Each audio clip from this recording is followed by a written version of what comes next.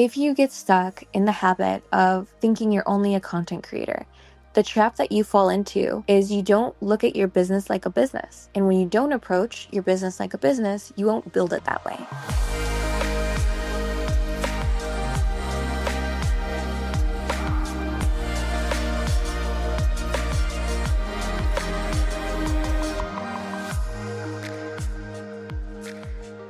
Welcome back to On the Horizon. This is MelRose Michaels. I am your host, and I'm here to share what's worked for me in building my adult creator business to try to make building yours just a little bit easier. Let's get into today's episode. If your content creator career has started to feel like a constant hustle, or if you're tired of spinning your wheels and wondering why you are not scaling the way you want to, then listen closely, because this episode is going to change the way that you see yourself, your brand, and your business. You are not just a content creator, you are a CEO of a powerful, profitable personal brand. And today, I really want to dig in and show you how to actually run your adult business like a CEO with intention, systems, strategy, and beyond everything else, purpose. So what I want to do to kick off this space is really drive home the point that the difference between a content creator and a CEO isn't income, it is intention. So to really drive this point and clarify things, I think we should set some definitions, right? So the content creator clearly just focuses on making the content. These are the performers. This is the talent. Whereas the CEO of a business focuses on growing the business. And when we say CEO, I think it's important to define that as well, because so many of the content creators and adult performers that tune into the stuff that I do and the spaces we put out or the podcast episodes, the blog posts, whatever it might be, I don't think a lot of us have had the opportunity to be exposed to business or what business structure looks like or how operations happen. And I think unless you've gone to school for business, having this expectation that you should somehow know how to do this or know what choices to make or know what next steps are the way to go, the path forward, it's really hard to have that pressure on yourself because no one's ever taught it to you. So I want to first just kind of go into corporate structure a little bit. And when I say corporate structure, what I mean is to kind of define key roles in a corporation. And the first one, which should be obvious, is going to be the CEO. So CEO of a corporation is the chief executive officer. This is usually the boss or who people think is the boss. This person primarily makes big picture types of decisions and sets the company's vision and direction. Everyone ultimately reports up to this person, the CEO. Now, the other part of that, the CEO, you have to keep in mind is every role in a corporation also comes with its drawbacks. And I want this to be clear too. The CEO is also basically the firefighter. So when things go wrong, it lands on their desk and the pressure is typically very intense. And they're also responsible for all things. The blame is very big. There's a common saying in business that the CEO is the worst person to be. And the reason that is that way is that when a company comes under scrutiny, they usually just fire the CEO, say we're making, changes internally, and whatever scandal or whatever conflict blows over. So the CEO is ultimately the person in which all blame lands because they are responsible for big strategic decisions. The next person in a corporate structure to be aware of is usually the CFO. So this is the money person. What they do is they manage budgets, they track profits and losses, they raise capital, they plan for financial growth. The real role of this person is that they have control over the money and they can shape the company's future by deciding what budgets to give or where to disperse that money. Now, on the flip side, the con of this role in a corporation is that the CFO is kind of a stress magnet. When budgets are really tight and you have to assign them to certain places, unless you have evidence to support it, you don't know if you're making the right calls. You're also pretty responsible when revenue dips, and you're the first one under the microscope when people are like, why aren't we more profitable than last year or last month or last week, whatever it might be. The next corporate person is going to be the COO. So this is your chief operating officer in a corporate structure. This is the get stuff done person or the get stuff done boss. And what they do is they oversee daily operations. So they're going to be managing internal systems. They're going to be ensuring everything is running smooth and efficiently. They might be developing systems themselves or developing procedures for the company. And the pro is that they are deeply involved in how the company functions and runs. They know the ins and outs. They've probably done all of the roles at one point or another, same as the CEO. But the con to being a COO is it's usually a really thankless role. You're constantly fixing broken systems, or you're handling internal friction or internal conflict, or holding people accountable. And because of that, you rarely get any credit as a COO, even though COOs are fundamental for successful businesses. Next would be something like a CMO, and that's your chief marketing officer. So this is like your hype man. What they do is that they're going to lead all of the marketing strategy, the branding, the social media, any ad campaigns or customer engagement. And the pro to being in a CMO position is that you usually get to be really creative, which is fun. You get to drive visibility and you get to build a brand that hopefully people really love. But on the flip side, the con to a CMO type of position is it's very high pressure to produce results fast. So if sales drop, marketing typically gets blamed first, even when it's not their fault. The next person in a typical corporate structure would be a CTO. So that's like the technology wizard. What they do is product development, engineering, tech strategy, and innovation. Not all companies might need something like this. I'm sure if you're listening to this and you know about GPTs, that is a role that we would have with a product like GPTs in that business, a chief technology officer. A pro is that this person builds the tools and the products that power the business, but the con is that you're also always playing catch up as a CTO. So technology, as we all know, it has bugs. Bugs happen, things break, and innovation just never stops. So it's kind of this endless sprint for forever.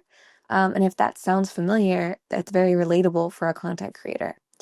Now, again, in a corporate structure, and this one isn't going to be as relevant on the creator side, but it would be like a CHRO, so like a chief human resources officer. This is the people management, the people boss, and they would handle things like hiring, team culture, benefits, maybe employee experiences or conflict resolution. And this kind of shapes the soul of the company and it builds the team. So while human resources is often referred to if like something bad is happening or if there's a scandal or a conflict that needs resolved, actually what human resources should primarily focus on, and hopefully in most corporations it does, is really shaping the team. So building culture. It's really, really huge for a human resources officer and role. The con to this is very emotional labor overload and heavy. So it's going to be constantly navigating sensitive issues, sensitive topics, complaints, morale, and those are people problems. And that is why it is a people role. Now, when I'm going through this corporate structure, what you're probably seeing is that a lot of these things you have to do as an independent creator. You have to make these kinds of strategic decisions. You have to make the product or manage the product like a CTO would. You have to manage people's emotions. There's an emotional labor to our work. But what I want to do next is to really outline the way a corporate structure could be applied to a creator company or a creator business. So if we overlay a corporate structure for a creator company or business, this is kind of what it's going to look like. So a CEO, a chief executive officer, you're going to be the creator most times in a creator business. So you are responsible for vision, you're responsible for strategy, and also the final say. So you get to choose what content gets made, what brands you might want to work with, what platforms you might want to be on. And then also you decide where the brand or the business is headed ultimately. And as CEO and content creator, you are ultimately responsible. You have to take the blame and carry that torch no matter what happens. It's just the role that you're in is your business and you are responsible for it. The con again, this is that you're probably juggling everything, especially if there's no team for you initially. So you're going to be the one putting out those fires, making hard decisions, trying to somehow navigate burnout. And that's ultimately where the CEO or the content creator typically is. Now, if you do get to expand or have some kind of team, this is what that structure would look like. For a CMO or a chief marketing officer position in a creator business, this person's going to manage your branding, your marketing, and your visibility. So they're probably going to help you create the overall vibe or aesthetic on your socials. They're going to help you market cross-platform. They're going to handle your social media growth. Maybe they're going to arrange collaborations for you, create promotional strategies. This CMO position is really directly tied to engagement. And for solo creators, you might very likely be your own CMO until you hire someone for social media management or brand strategy specifically. Now, when we overlay the CFO position to a creator business, chief financial officer, this is this person that's going to track your income from your fan sites, from any affiliate programs you might have, any clips you're selling on clip stores, any merch you might sell, or sponsorships, for example, brand collaborations. This person's also going to handle your taxes, your budgeting, your reinvesting into the business. And then the real downside, if you don't have a CFO, team member, or if you're not managing the CFO position yourself and this gets ignored, this is where creators accidentally overspend. This is where creators accidentally overinvest in places that maybe don't bring ROI. This is where creators owe back taxes. This is a big fail point for the average creator. And the ideal solution for a CFO is being able to hire a bookkeeper, being able to hire a CPA, or also using SaaS tools, for example, things like QuickBooks, etc. If you're enjoying this podcast episode so far, please take one moment to share it with another one of your adult content creator friends, because you know what the rule is here. We do not gatekeep, and we want to make as many adult creators' businesses as easy as possible. And you sharing this episode with them might do exactly that. Thanks so much in advance. The next position you can overlay from a corporate structure to your creator business is going to be the COO, so that chief operating officer. For a creator, what this would look like is someone who's handling scheduling, who's creating systems, maintaining the business on the back end. This person probably manages your daily tasks, like uploading to your fan sites, maybe managing or doing chatting, collabs. If you do collaborations with other creators, maybe they're planning them. Maybe they're doing your SFS drops for promotions or handling things like that. And the con for the COO in a creator business is that they have to create systems for you. So without those systems, it's very easy for chaos to take over. And that's what so many creators feel in their business, just this element of chaos.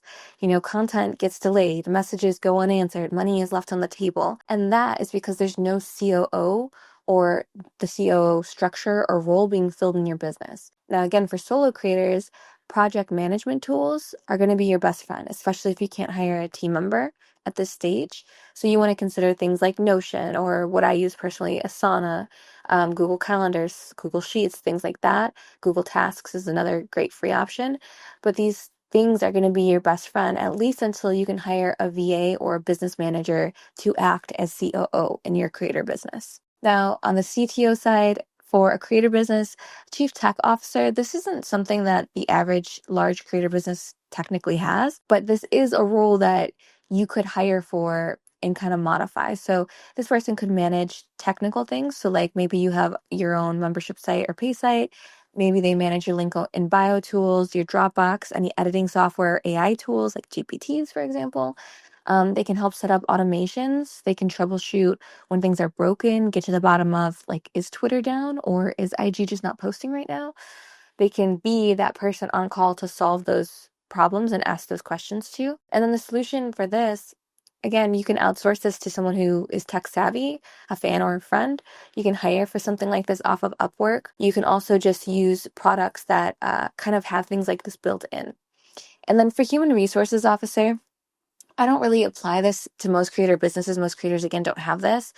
You could outsource this and hire for this position if you do manage a lot of people. If you have a lot of editors, maybe you have chatters on your page. If you have multiple virtual assistants, you could have someone that kind of handles their hiring, their feedback, the culture of the team. But again, this is not something typical that you'll see in a lot of creator businesses. Something that is a great way to work around this, or a solution to have for this position, is standard operating procedures, or what we call SOPs. This is like manuals, job descriptions, procedures for how you check on team members so that everything is clear, procedures for how you give feedback to team members or how they're expected to improve and in what time frame and to what expectation. Like having these systems clearly defined and clearly outlined is super important. And you can pretty much do that very in a simple way without having to hire for this position in a creator business. So I want to give an overview because that was a lot. That's a lot of information to take in. But as a creator in a creator business, you are the CEO. You are also the creative director.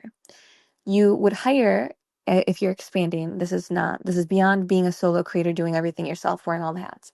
You would hire for a business manager, which is likely just a virtual assistant that handles all the chief operations type of stuff.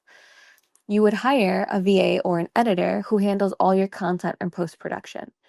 You would hire fan chatters if you want help chatting on your pages to manage DMs and upsells, or you could work for an agency to outsource that if there's a need. If you don't have, 500 paying subscribers on your platform, you probably don't need to outsource that, nor should you, in my opinion. You can hire a CPA or bookkeeper. You guys know that we work and refer often to the only consultant. This is someone that would act as your, chief financial officer, essentially. You can hire a social media assistant or a VA to handle your posts, your captions, your engagement on socials. And if you really want to expand your team, you'd hire for a marketing coach or strategist. So someone to big picture optimize how you grow your brand strategically beyond just social posts, etc. Now that you have like high level what a structure for your team and your creator business might look like, I want to kind of zoom really, really in because that was zoomed out. So to zoom in, I actually went to CEO Society. That's our free private creator only community that we have here at SWCEO. And I asked them specifically, what are the hardest parts of your business? And I want to read some of the things that they had said to me. So the hardest part of my business is keeping routine and staying consistent. The hardest part of my business is accountability and having no one to report to, no deadlines. A hard part is separating life from business and balancing. This theme of balance will come up a lot in these responses. A hard part of my business is reminding myself that my mood isn't a valid reason to not show up for work. Another hard part is getting other people to take my business seriously. Again, consistency. Another one was long-term planning. I thought that was very, very important. Developing routines, developing systems. So you're going to hear in all of these pieces of feedback from creators themselves some of the shortfalls of the corporate structure where they could be delegating or outsourcing parts of their business. The reason it's hard is because it's one person trying to do everything a corporation would do. That is why it's hard, and that's so valid. And we all struggle with this, especially early on in the business.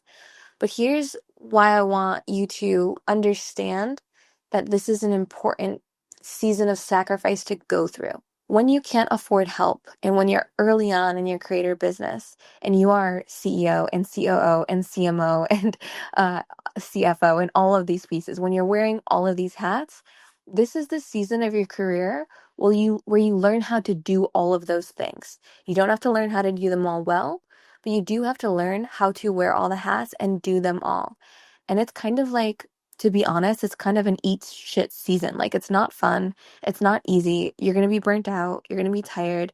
But this is kind of the part of the grind that gives you the skill set to know once you're able to hire and delegate these pieces of your business out, what it should look like when someone is doing that role, if they're doing it right or wrong.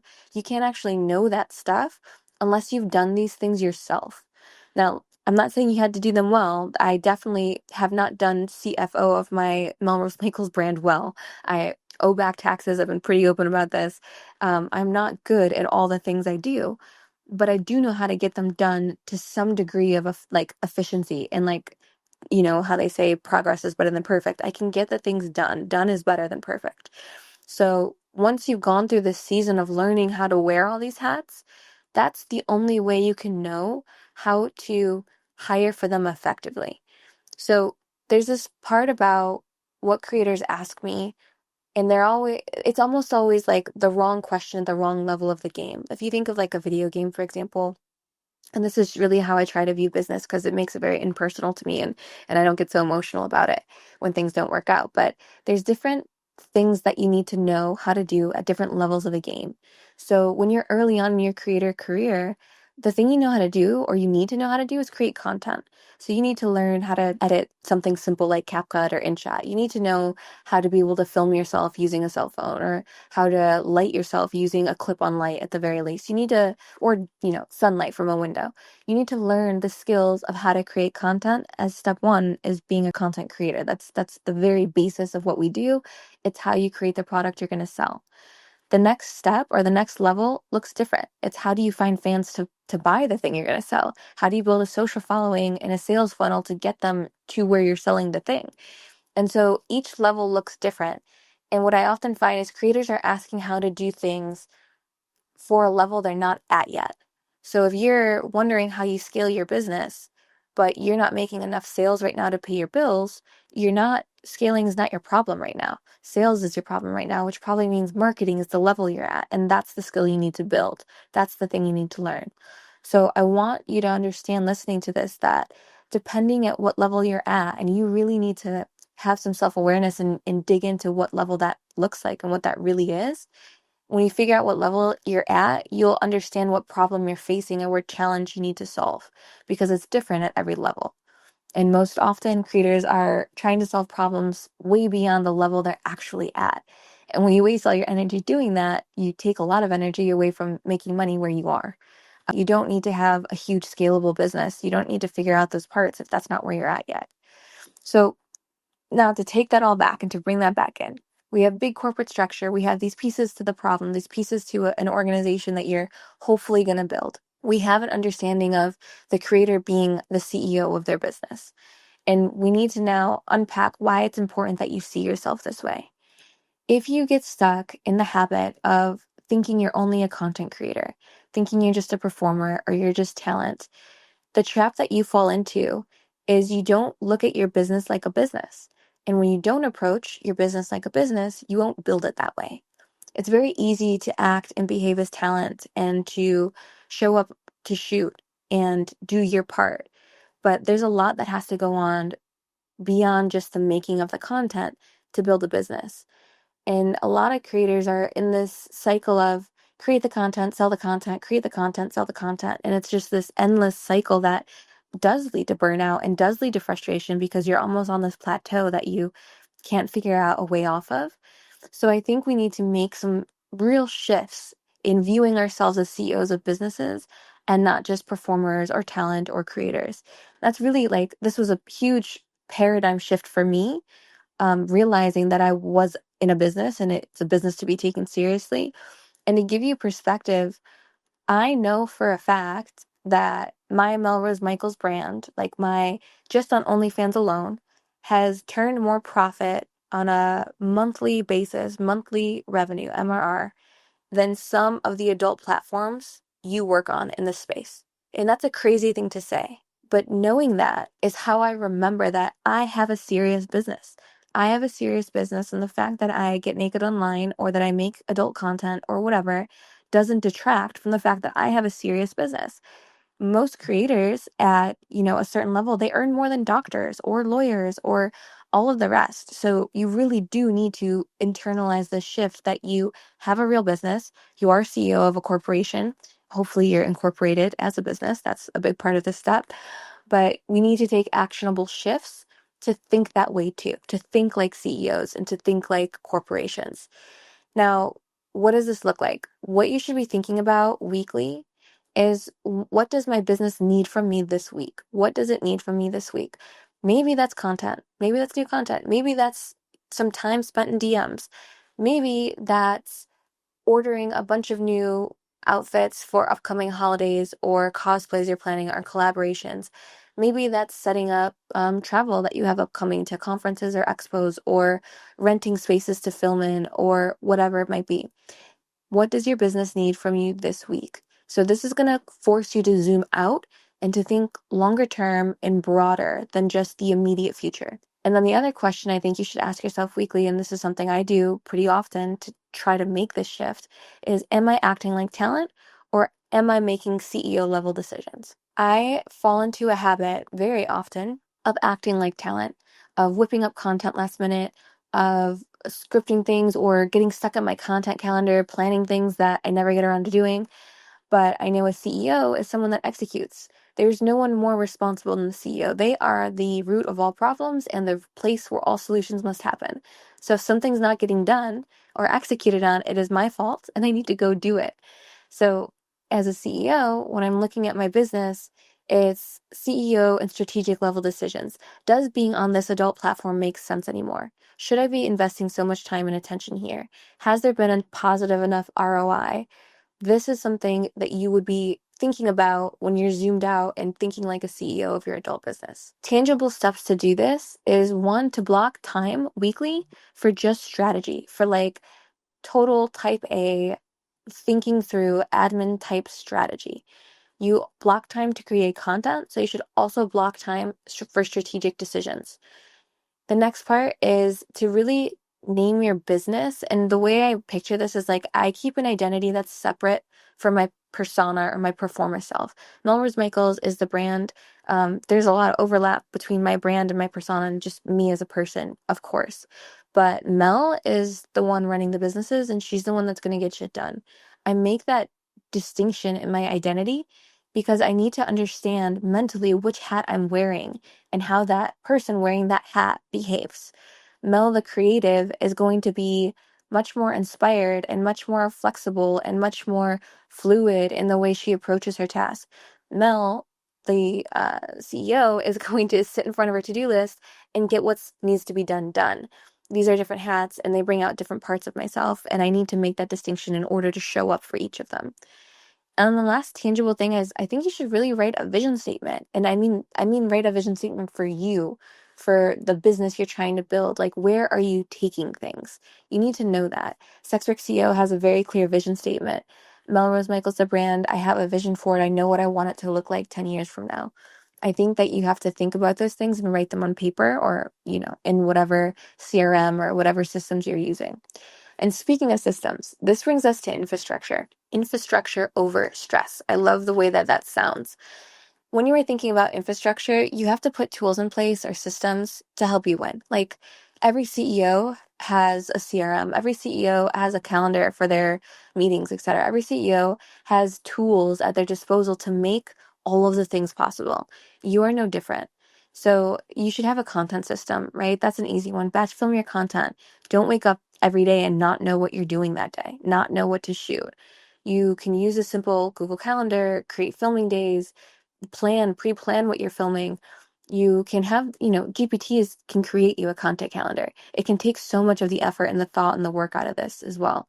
You can create themes for months that are upcoming, get organized, whatever. You can pre-plan that stuff.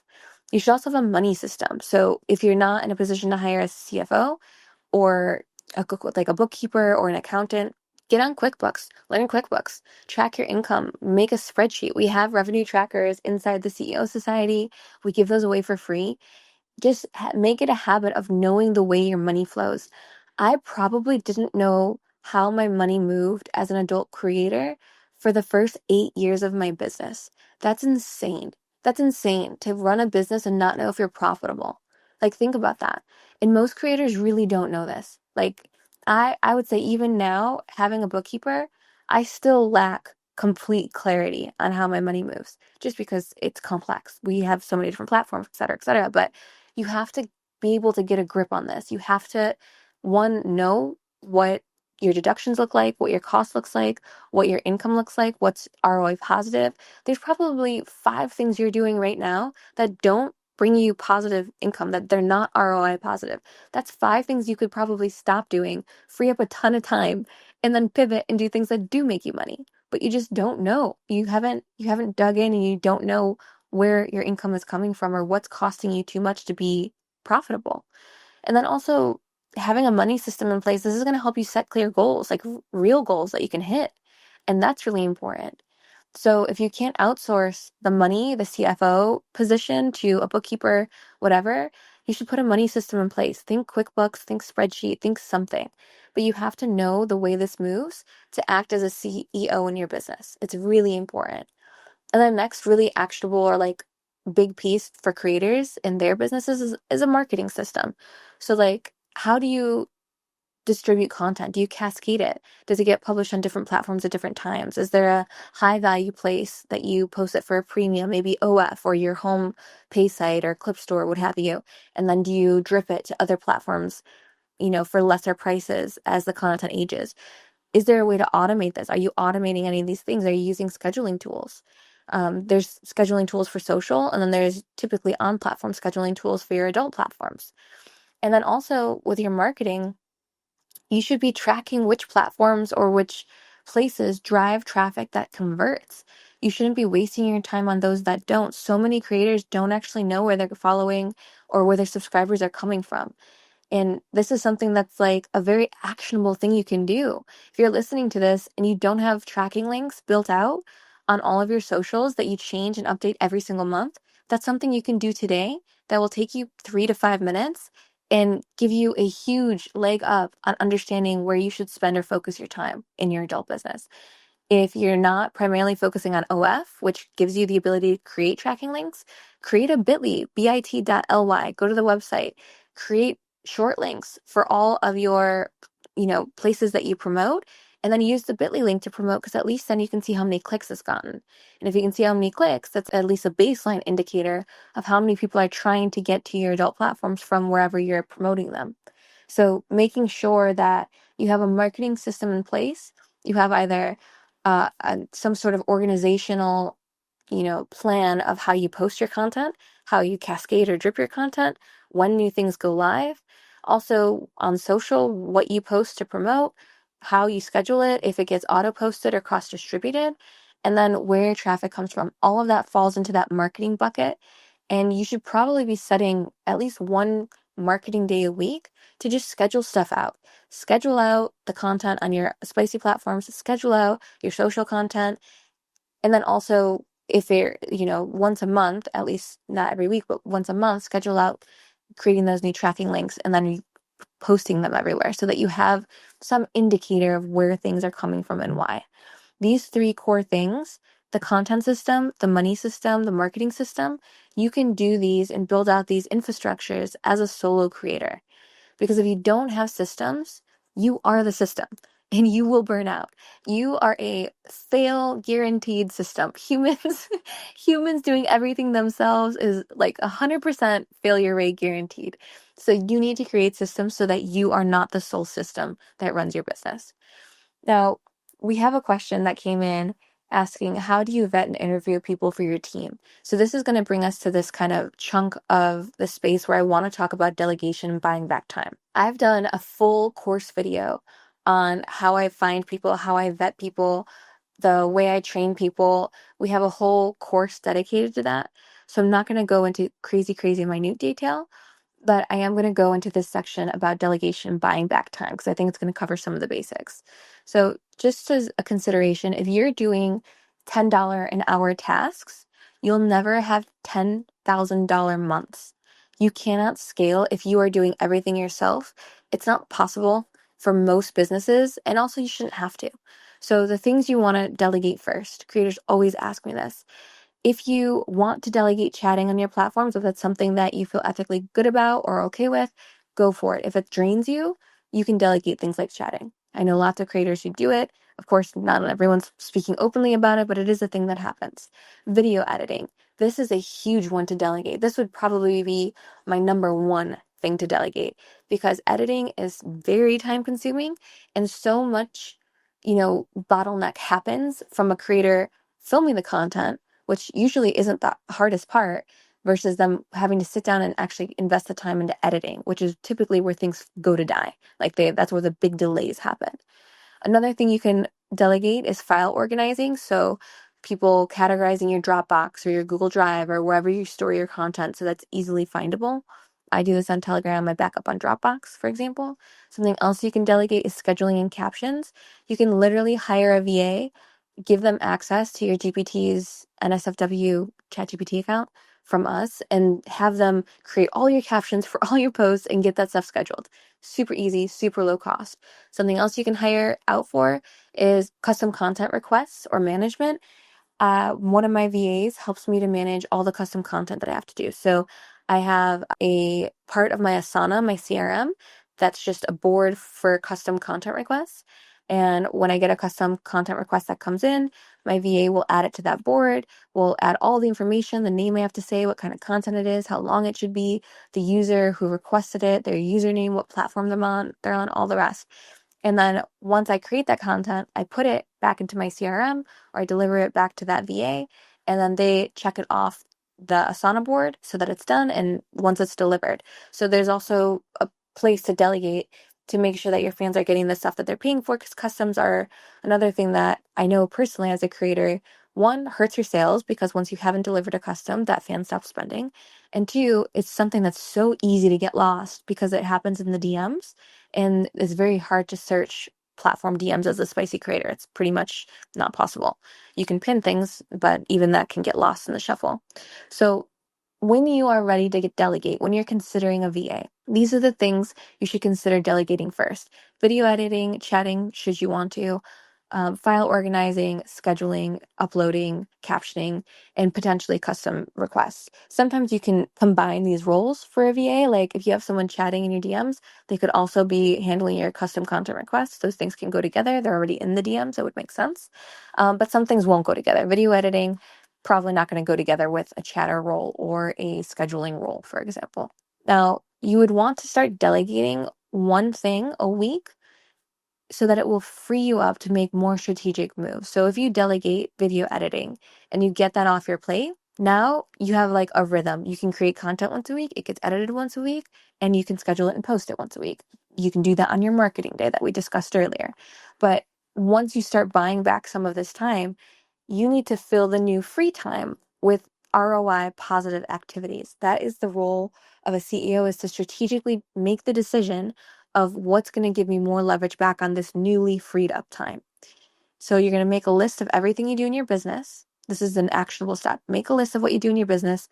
Circle everything that feels repetitive, that feels low dollar, or that feels just soul sucking. Things you fucking hate doing. Figure out what those things are and make the distinction between them. Once you've made that distinction, pick the first thing you want to outsource and then outsource. Now, this leads me back to the how do you vet, interview people that you want on your team. Once you're ready to outsource one of these roles, my advice is to go to Upwork.com. You can go to things like Fiverr too. You can go to Twitter. You can ask inside the CEO Society and our close community. We have a ton of, VA personal assistants that are creators themselves as well. And you would find and vet people through there. If you are taking the Upwork route, which is my preferred route, by the way, I have hired pretty much all of my team, except for Bryn here, my lovely co-host and pretty much COO of SWCEO. I have hired everyone else off of Upwork. One other person I haven't, because she was a friend. She actually was with me when I started SWCEO. But pretty much everyone I've hired, and I'm talking like 16 plus people at this phase of my businesses, has been through Upwork. If you're going to take that route, please know that when you're posting job posts on Upwork, you cannot say anything about adult, anything about OnlyFans. You can't speak to anything about the adult industry. They will ban your account. So what I do is I create a job post that's for a virtual assistant. I keep it very vague. I'll include the tasks, whether that would be video editing, whether that would be, if it's chatting, say things like customer support. If it's file organizing or scheduling captions, you could say maybe social media marketing. You could say business strategy, business development, things like that. You're going to use the broad sense terms for whatever that role is. And then once you get people interested on Upwork and they start applying, or you start inviting them to apply, because you can do both, you're going to ask them for a email, and that's where you're going to give them the real details of the job role and description. Do it over email to try to protect your Upwork account. I have gotten deleted off Upwork. It's kind of a nightmare, to be honest. But if you can avoid the issue with a doll and you can hire off of there, it's really useful, because on Upwork itself specifically, they can track and log their time. You can pay them through Upwork. Upwork obviously takes a fee, but it's much simpler to do it that way when you're first getting started. It's a much, less friction way to move. Fiverr is very much the same thing. You can do similar on Fiverr. I don't know what their policies on adult are on Fiverr, because I find, honestly, the talent there is just lower quality. So I tend to go for Upwork or hire through communities that I'm in. Once you have found people to hire, you have to really understand that you're in this managerial role. Like, you have to take on the reality that you have to try to vet them as best as you can, ask the hard questions, ask for their experience. And then the bigger piece, which is the part creators seem to miss, I think, is that you are responsible for training that person. So you need to train them. You need to invest a lot of time into them. They're not going to get it after 1 or 2 weeks. And your expectation should not be that. You have to develop them into being the person you want in your business. Like, I think it takes a lot of real self-awareness to know when you are hiring and managing people, you are paying people, which means you are feeding their families, you are paying their bills, you are something that helps them live and move through the world. And there's a responsibility that comes with that reality that you are also responsible for helping them have the things they need to succeed in the role. So you need to be making them training videos. I highly recommend a product like Loom. Loom will record your screen while it records your face, so you can show something on the screen while talking to the person who's watching the video. If you watch the GPT's YouTube channel for our tutorials on GPTs, Loom is how I make all of those tutorial videos. And when you're going over what you want to train your new team member or new hire on, you should just use Loom, record the process so that you have that training video there as a resource they can refer back to. And also, you have to understand when you're hiring and having a team, not everyone stays with you forever. In fact, the people that start with you are very unlikely to finish with you, just like statistically speaking. So having those training videos in place is really important because eventually you'll likely have to replace that person. And instead of sitting on calls trying to teach them everything that you taught the last person, it's much better to have a video or a manual or a resource that you can point to say, here, watch this video. This is how you do the thing. Let me know if you have questions. We'll go over it. I'll review your work. So taking the time to understand the tools and taking the time to understand you're responsible for training this person and managing them, that is huge. You have to take that seriously. A lot of creators will hire people very quickly or VAs and then just complain about them. If you are complaining about a team member on your team, I feel like it's probably just a shortcoming in your leadership. Like, you are responsible for your team. So if they're not doing something right, have you spoken to them about it? Are you holding them accountable? Holding people accountable is something I'm like really bad at, something I'm trying to grow leadership wise and work on. So you have to understand that when you're building the team, you also need to be building yourself as a leader. So when you are building your business, you have to understand that people don't just follow creators. They follow people that they're inspired by or influenced by or a voice they relate to. This is fundamental to your business because you want to lead with kind of this energy about being consistent and authentic and inspiring. You want to have your business set up so that your messaging for or stand for are clear and just like an overall vibe and aesthetic. These are things that are going to be important to your brand, and you want to like be able to identify them. So for example, when we think brand, if you see a Nike ad, you know it's a Nike ad. If you see a GoPro ad or a Red Bull ad, like adventures, parachuting off of a plane, like whatever, you know it's a Red Bull ad. You can know it without even seeing the name. And your brand should be so well defined that if someone scrolls past your thumbnail, they know exactly who it is. They know the brand. You can get that detailed and that specific and be that effective even in adult creator business, the same way a corporation would. And this is important because it goes along with long-term vision. You want to be building some sort of legacy and not just a living. And this is the difference between CEO and creator. And when I say legacy, like, I want to be clear, I don't really subscribe to the idea that we build legacies and we're going to have some impact that lasts forever. No, not really. People usually forget important people, the most important people in history within a few generations. But when I say legacy, I just mean something of substance, like building a creator business and having it actually stand alone as a business is a huge feat. Like, you can relate it really well to a mainstream creator. I love to point to Mr. Beast because he's like such a fantastic example of this. Mr. Beast isn't a YouTuber anymore. Mr. Beast is a brand. He has Feastables. He has a candy company. He has Beast Burger. He has a restaurant company. He has Beast Games on Prime, which is a mainstream TV show now. He has all of these many, many, many things and subsidiaries under the fact that he's a content creator, under the fact that he gets on camera, in front of the camera, and makes content. And you should try to really view yourself as that, as your long-term vision. You're not just making content to sell the content and make a living and pay your bills. Or maybe you are, and that's fine. There's so many creators who that really is just all they want. They don't want to take on a corporate, perspective, and they don't want to grow something really big, and you don't have to. Like, if that's you and you're listening to this and you're like, I got into content creation so that I was out of the corporate structure and so I didn't have all of this rigorous, monotonous discipline and deadlines and all this, that's cool. And you can do it that way. It's not going to be massive. That's the difference.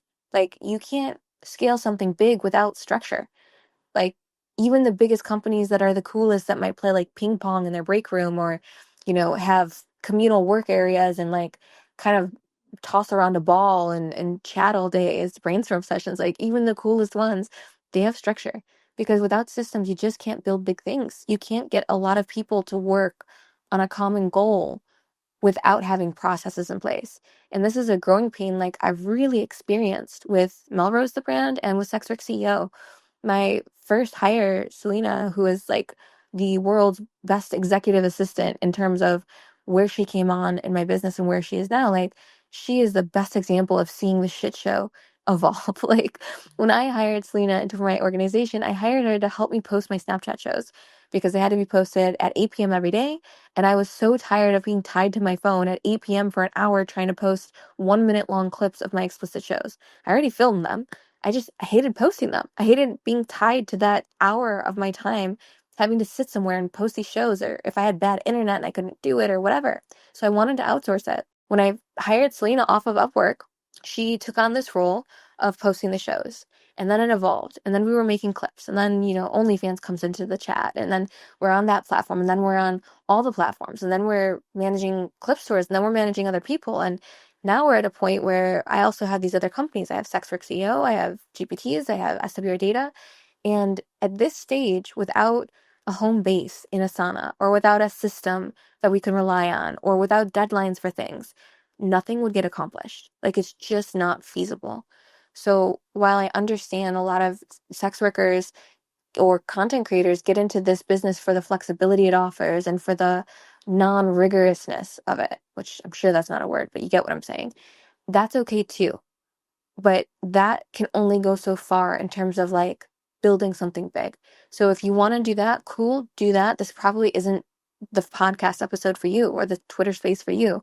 The reality is, if you want to build something really big, you're going to have this long-term vision, and it's going to come with these things you've got to put in place at those levels. So when you're building a legacy and not just living, these are the considerations you have to make. You're not just here to trade time for money forever. You're here to build something that's going to outlast when you want to stop pressing record and when you want to stop getting in front of the camera, should you want to stop doing that. So these are the questions you should be asking yourself. Do you want to be on camera forever?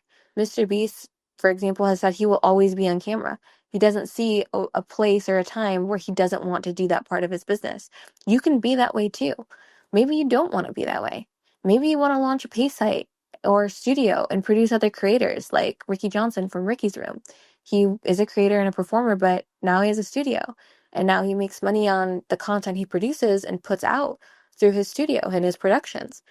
He doesn't have to be in front of the camera anymore should he choose not to. Maybe you want to transition into something else as your exit. Maybe you want to be in coaching or technology or start an agency for creators or just be an affiliate, like a super affiliate, and make money off of clicks like crazy. Maybe you want to use the audience you've built and say, hey, my friend so-and-so just got on cam. Go check her out and post her link and make money off of all of your fan base and audience that you drive to your friend. Like, there's creators that make thousands of dollars a month just doing that. That's a feasible business model. And maybe you want to just pivot your personal brand. Maybe you were MelRose Michaels, the adult creator, and now you're MelRose Michaels, the YouTuber. Maybe you want to be a TikToker. Maybe you want to be a podcaster. You can do all of those things. There's creators like Lana the Plug that have led the way in showing us things like this are possible. And then the next question to ask is like, what do you need in place for whatever those goals are to be possible? So I highly recommend you create a Google Doc just after listening to this episode and you title it Exit Strategy and you figure out what you want the long-term vision to look like. Where do you want to end up at the end of the day, at the end of the lifetime, at the end of the career?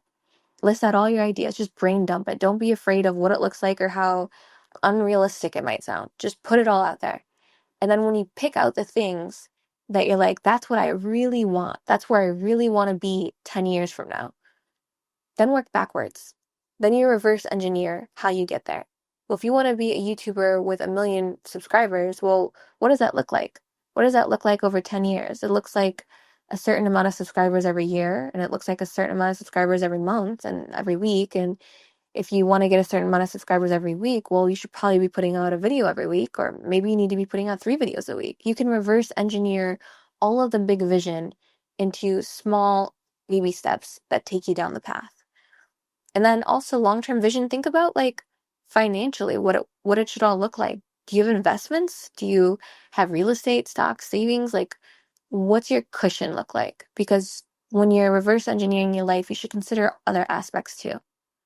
And then I think really when you start going so big picture and reversing it down to the very small steps, that is kind of the core step or the core functionality of thinking like a CEO, of really stepping away and separating yourself from just a creator or just a performer or just talent that shows up on set for, on set for a studio shoot. You have to think broad and big and long term, and then start putting systems and processes in place or hiring and delegating so that you can actually get there. So when you're, thinking about all of this, when you're planning or restructuring your adult business to really function like a business, if you aren't sure where to start, if this has only inspired you and maybe not given you enough tangible, tactical kinds of things, hopefully it has. I meant for it to. But if you still don't know where to start, consider going to gpts.ai to help you with it. So this is shameless plug, but also this is super tactical. So please listen. gptsai.ai, gptease.ai. It is our NSFW chat GPT tool. We put it out there. It's by us here at SWCEO. And it's basically ChatGPT for adult creators. So it'll say explicit things. It'll, you're not going to hit content policies, essentially. And it can help you do lots of things for your creator business. Script videos, create, dick ratings, what to say, content captions for your OnlyFans posts, whatever. It can help you even come up with better replies for fans and DMs should you want to use it that way. But the point is that we just introduced a new feature to GPTs that's available for all. GPTs at its very base function is completely free to use. And this new feature is called Think. It is a button that you can click on, so GPTs can now even think critically and help you build your adult business like a business. So it can guide you through how to think about your business like a CEO. It can help you with this process. It can help you reverse engineer all of these goals, because you have to remember, you are the product, you are the brand, and above all, you are also the boss. Most people in this world will never have the courage to monetize their mind or their body or their voice or their art. And you already did that. You did the hard part. So now it is time to stop thinking like talent. You have to start operating like the CEO you were always meant to be. So thank you for listening, CEO Squad. I hope now you will go and be bad and build a business. I'll see you next week. It would be absolutely incredible if you rated this podcast 5 stars and left a little review. We want to get this podcast to as many adult creators as possible, and you taking a second to leave a couple stars and a review really helps us do that. Thanks so much.